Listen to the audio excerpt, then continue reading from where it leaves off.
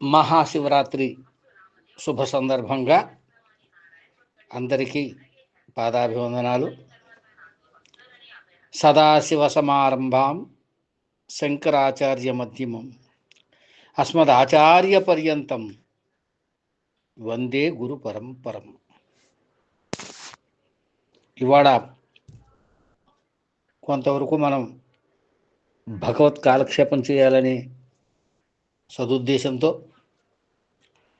తమకు తెలియదని కాదు, తెలియని వాళ్ళకి తెలియచేస్తారని ఆశిస్తూ ఋషులు చెప్పినటువంటి జ్ఞానంలో ఆవగింజలో అరవంతుని నేను అందరితో పంచుకోవటానికి చేస్తున్నటువంటి చిన్న ప్రయత్నం. దీనిలో నేను పొరపాటున నాకున్న అజ్ఞానంతో తప్పులు చెప్పి ఉన్నట్టయితే పండితులు, బ్రహ్మజ్ఞాన సంపన్నులు నన్ను మన్నించగలరని ఆశిస్తున్నాను. చాలామందికి కొన్ని సందేహాలు వస్తూ ఉంటాయి. అవి ఏమిటి అన్నట్టయితే, ఈ దేవుళ్ళకి కోపతాపాలు, పెళ్ళిళ్ళు, పేరంటాలు ఇలాంటివన్నీ కూడా ఉంటాయా అనే సందేహం కలుగుతూ ఉంటుంది. మరి సతీదేవి జగన్మాత పరాభట్టారకంశతో జన్మించి శివుడిని ప్రేమించి పెళ్లి చేసుకోవటం, అది దక్షుడికి ఇష్టం లేకపోవటం, ఆ తర్వాత దక్షయజ్ఞం, దానిలో సతీదేవి యోగాగ్నిలో శరీరాన్ని దహింపజేసుకోవటం, అష్టాదశ శక్తిపీఠాలు ఏర్పడటం, ఇవన్నీ చాలామందికి తెలిసిన కథలు. ఆ తర్వాత మళ్ళీ అదే సతీదేవి పార్వతిగా జన్మించి తిరిగి శివుణ్ణి పెళ్లి చేసుకోవటం జరిగింది. దక్షయజ్ఞ విధ్వంసానికి పరమేశ్వరుడు ఆగ్రహించి తన జటాజుటంలోంచి వీరభద్రుణ్ణి, భద్రకాళిని, పిశాచిగణాలని పంపించడం, వాళ్ళు వచ్చి దక్షయజ్ఞాన్ని నాశనం చేయటం, దక్షుడి తల తెంచి యజ్ఞకుండంలో పడవేయటం, ఇవన్నీ కూడా మనకి పురాణ గాథలుగా కనిపిస్తూ ఉంటాయి. అలాగే నారాయణుడు 32 అవతారాలు ధరించటం, రాక్షసవధ చేయటం, ఇవన్నీ కూడా మనం రామాయణం, విష్ణు పురాణం వంటి అనేక పురాణాల్లో మనం తెలుసుకుంటూ ఉంటాం. అయితే మానవులకు ఉన్నట్టే ఇవన్నీ దేవీ దేవతలకు కూడా ఉంటాయా అని చాలామంది అపహాస్యం చేసేవాళ్ళు కూడా ఉంటారు. అయితే ఇక్కడ చెప్పుకోదగ్గది ఏమిటి అంటే, దేవతలు, దేవీ దేవతల్లో 4 భాగాలుగా ఉంటాయి. అవి ఏమిటంటే స్థూల రూపం, సూక్ష్మ రూపం, అతి సూక్ష్మ రూపం, కారణ రూపం. మనం సర్వసాధారణంగా స్థూల రూపంలో ఉన్నటువంటి దేవీ దేవతలను దర్శించగలుగుతాం. అంటే దీనికి చాలా సులభంగా చెప్పుకోవాలి అనుకున్నట్టయితే, ఒకరు అద్దంలో చూసుకుని ఇది నేను అనుకుంటూ ఉంటారు. అంటే ఉదయభాస్కర్ అనే నేను అద్దంలో చూసుకుని నేను ఉదయభాస్కర్ని అని అనుకుంటున్నాను. ఈ ఉదయభాస్కరు మరణించిన తర్వాత కూడా అద్దంలో చూపించినప్పుడు ఆ ప్రతిబింబాన్ని ఆ శవం ఇది నేను అని అనుకోవటం లేదు. మరి అద్దంలో అదే రూపం కనిపిస్తోంది, కానీ ఈ శవం ఇది నేను అని ఎందుకు గుర్తుపట్టలేకపోతోంది అంటే, ఈ నేను అనుకుంటున్నది వేరే ఉంది. ఆ నేను ఎవరు? ఆ నేను అద్దంలో కనిపిస్తోందా? పోనీ ఏదైనా మైక్రోస్కోప్లో చూస్తే కనిపిస్తోందా? లేదు. కానీ ఇక్కడ ఏ ఉదయభాస్కర్ అయితే స్థూల రూపంలో ఉన్నాడో, ఈ స్థూల రూపంలో ఉన్నటువంటి ఉదయభాస్కర్కి పెళ్ళిళ్ళు, పేరంటాలు, కష్టాలు, సుఖాలు అన్నీ ఉంటాయి. ఇది దేహంతో ఆత్మ అనుభవిస్తున్నటువంటి పరిస్థితి. ఎప్పుడైతే దేహంలోంచి ఆత్మ వెళ్ళిపోతుందో దానికి రుణానుబంధాలన్నీ కూడా తెగిపోతాయని ఋషులు చెప్తున్నారు. ఇప్పుడు ఈ ఆత్మ దేహం, ఆత్మ లేనిదే దేహం పనిచేయదు, దేహం లేనిదే ఆత్మకు ఒక ఉనికి అంటూ ఉండదు. ఒకసారి పరమేశ్వరుణ్ణి ఋషులందరూ ధర్మాల్లో ఏ ధర్మం గొప్పది అని అడిగారు. ఏమని అడిగారు? ధర్మాలలో ఏ ధర్మం గొప్పది అని అడిగారు. అందుకు నవ్వి అయిన శరీరం ఆద్యం కలు ధర్మశాస్త్రం అన్నాడు. శరీరం ఆద్యం కలు ధర్మశాస్త్రం. దీని అర్థం ఏమిటంటే, నాయనా, ముందు నీకు ఇవ్వబడినటువంటి శరీరాన్ని సంరక్షించుకో. శరీరం ఉంటేనే కదా నువ్వు ఏ ధర్మ కార్యమైనా చేయగలిగేది. శరీరం నశించిపోయిన తర్వాత ఆత్మగా నువ్వు ఉన్నా దానికి ఏ ధర్మ కార్యాలు చేసే శక్తి ఉండదు.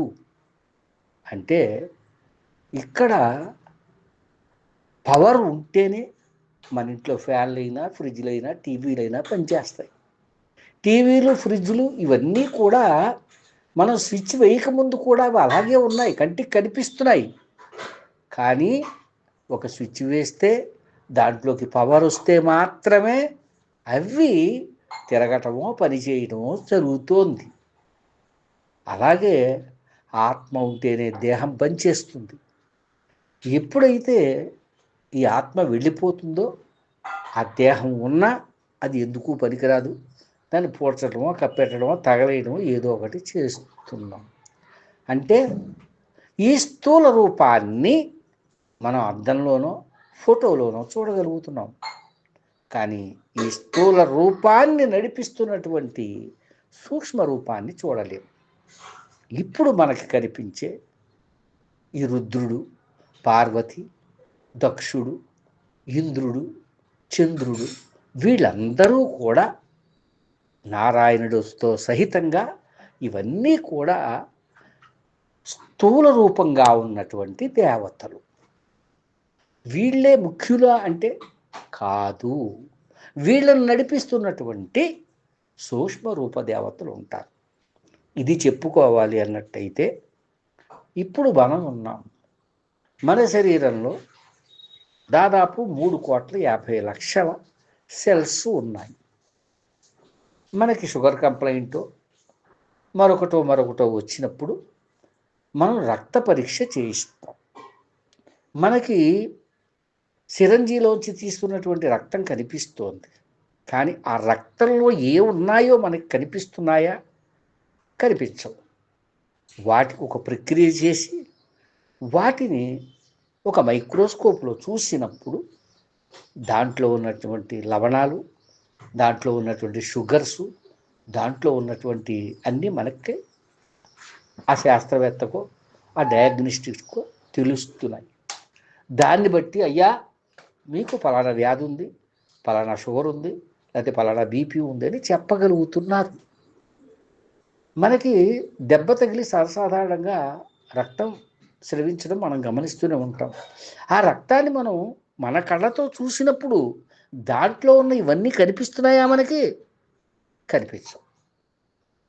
అంటే ఇక్కడ దీని అంతటికీ ఈ స్థూల శరీరాన్ని నడిపిస్తున్నది సెల్, అంటే ఒక సూక్ష్మ శరీరం.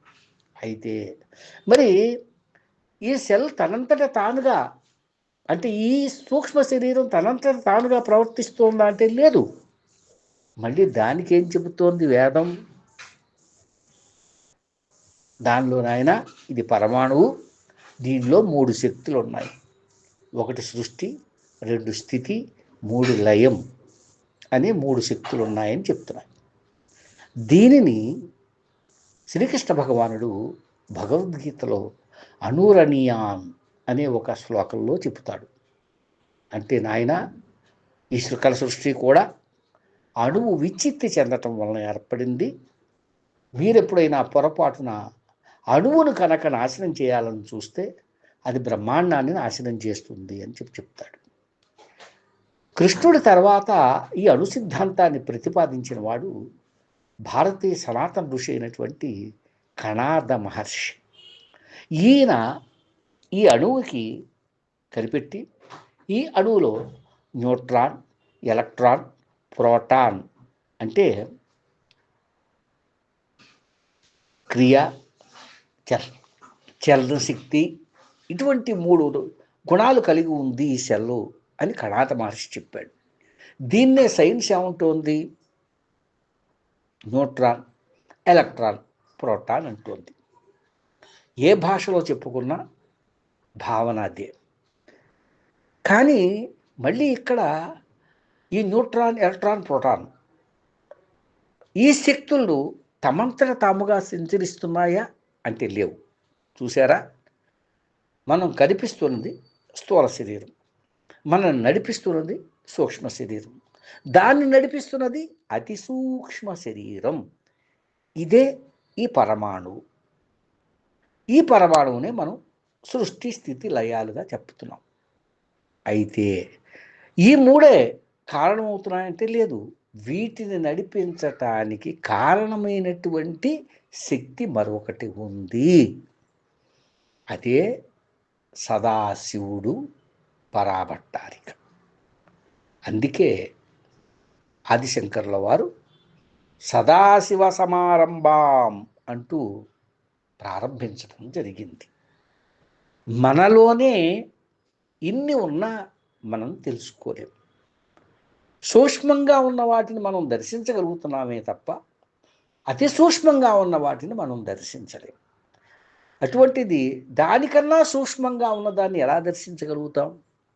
దీనికి ఒక చక్కటి ఉదాహరణ చెప్పుకోవాలన్నట్టయితే, దాదాపు 2017-18 సమయంలో చైనా వారు ప్రయోగించినటువంటి శాటిలైటు ఒక కాంతి సంవత్సరం దూరంలో ఆగిపోయింది.